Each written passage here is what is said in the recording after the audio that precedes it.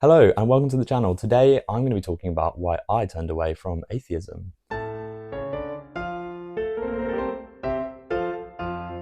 So first of all, a bit of backstory about me. I grew up in an incredibly atheist household.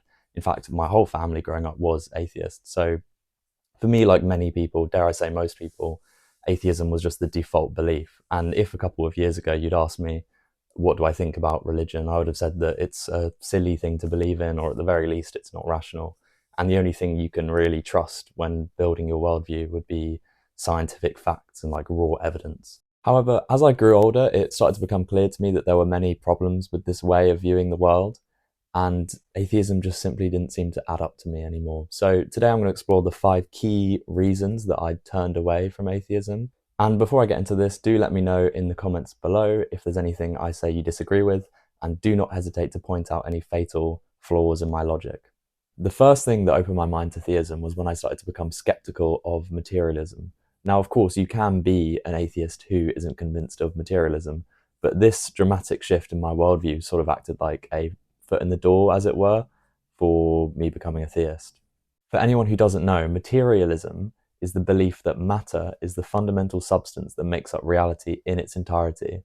This includes mental states and consciousness and thoughts. It's all material. And if you look back throughout history, all peoples and societies, whether it be Neolithic tribes or the Romans or the ancient Egyptians, made the assumption that there was the immaterial, whether it be God, magic, spirituality, whatever. And at the very least, they would say that there is something beyond the material universe. However, materialism first appeared as a popular worldview during the Enlightenment period, primarily as a result of huge leaps in science and technology. It then went on to become the standard belief of most members of Western society, I personally think, around the mid-20th century, around World War II or post-World War II. So it's clear that materialism is the outlier throughout the entirety of human history. And I think this is because science and technology has given us a certain false sense of confidence about how much we really know and understand as a species. And we've certainly lost the humility to just acknowledge how little we really know about reality. There is likely so much more to reality than what we can observe through our eyes and scientific equipment. This is sort of like a species-wide Dunning-Kruger effect, as it were. Now, to get into the specifics of what caused me to have such a dramatic shift in my worldview away from materialism, the main thing that opened my eyes was just the question of consciousness. What is consciousness? It would seem to me, under a materialist worldview, that we would just be biological machines that don't have an actual conscious experience and thoughts. But of course, we aren't just biological machines. I think it's intuitively true to most people that our thoughts can't just be explained by atoms colliding and chemical reactions and processes within our brain. There has to be something more. And I think that is clear to most people just on an intuitive level. A thought experiment to illustrate this that I first heard from Alex O'Connor is to think of a triangle. Yes, just think of a triangle. Where is that triangle? Can we cut your brain open and find a triangle? Can we do a scan of your brain and see a triangle in there somewhere? No. It seems that the triangle only exists in your thoughts. There's no observable way that we can find that triangle in your brain. The closest thing we could do is to find a nerve impulse that roughly corresponds to a thought of a triangle, but that still isn't a triangle. So it certainly seems, by using this thought experiment, that that triangle does exist. You can see it clear as day. But does it exist in the material? No, we cannot observe it in any way. There's no scientific way to find that thought, or any thought for that matter, whether it be a triangle or whatever else. This seems to show that that triangle exists in your mind and your mind only, not in the physical. But don't just take it from me. There are many scientists and philosophers who consider consciousness to be a proof of the immaterial. And after all, why shouldn't that be the case? It's almost arrogant in a way to assume that there is only the material and nothing more. And because we can only see material things and we can only observe material things using our senses and scientific equipment, that therefore there is nothing more to the universe than that. It's arrogant, I think. There should be this humility to acknowledge how much more there is beyond what we can observe directly. And consciousness, I think, is a crucial example of this fact, that materialism doesn't seem to be accurate, at least to me. The second, and for me the most significant thing that turned me away from atheism, was when I first heard of the argument for God from contingency. I actually remember I was discussing God with a Muslim friend of mine, and I confidently stated there just isn't any sufficient evidence for the existence of God, and therefore I cannot see it as a rational belief. And he then went on to tell me about the argument for God from contingency. And to just briefly summarize the argument from contingency, it goes that everything that exists has a cause, and if you follow the chain of causation for anything back far enough, you will eventually need to arrive at the first cause.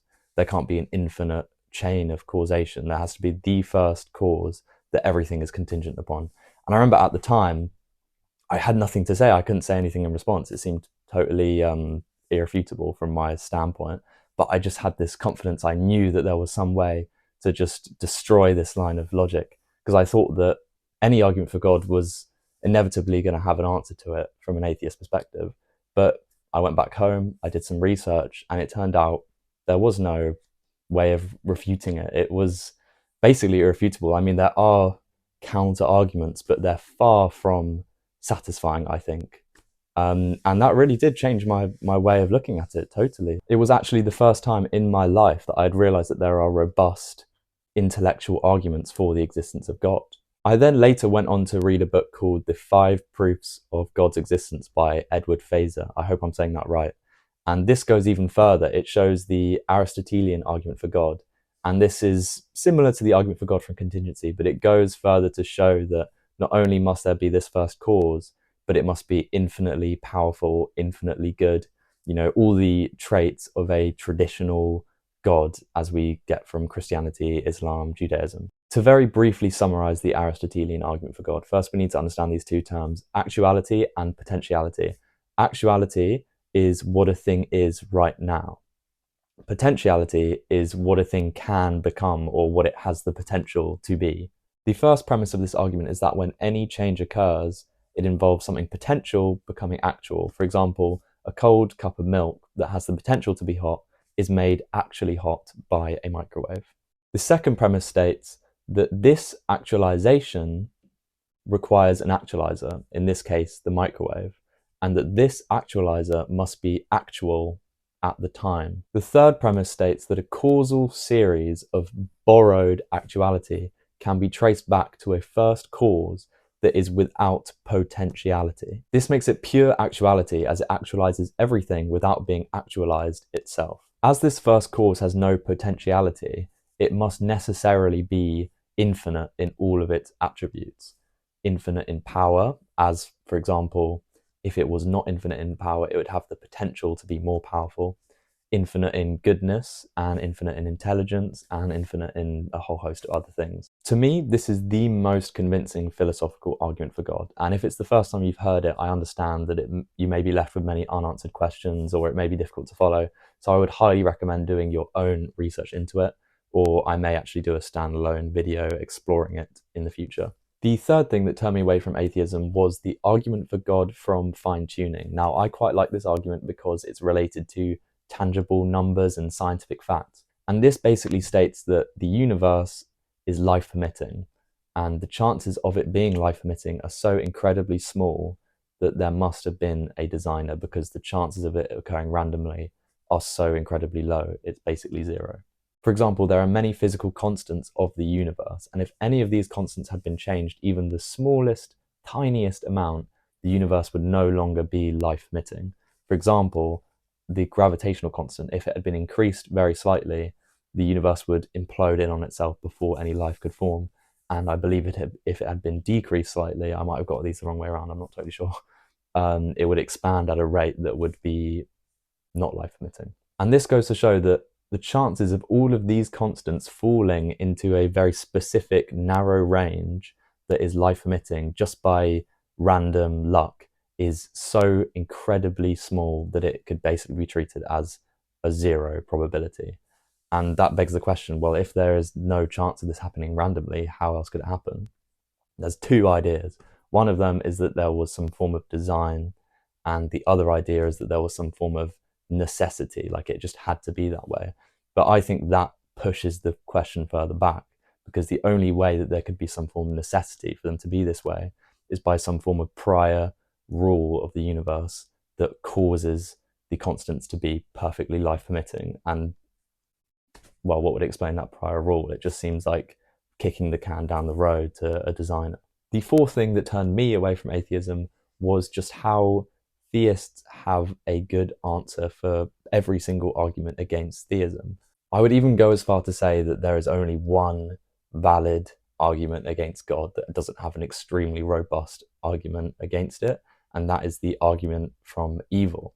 Now, this is the big one, and I think it will make any theist understandably start to get a little bit nervous. But even the argument against God from evil has some very, very strong counter-arguments to it. Now, Christians will have many counter-arguments to the argument against God from evil. For example, it may just be a byproduct of giving us free will, or it may be a result of us living in a fallen world, or a strong argument is that evil allows for greater goods. If you think of any good thing about a person, whether it be like generosity or bravery or whatever, it all can only exist in a world with negative things. For example, if you are a generous person, there has to be people in need for you to be generous too. If you are a brave person, there has to be adversity, negative things, danger that you have to be brave enough to overcome. So this goes to show that evil things can actually bring about greater goods in a way that is much more deep and meaningful than if there was no evil at all.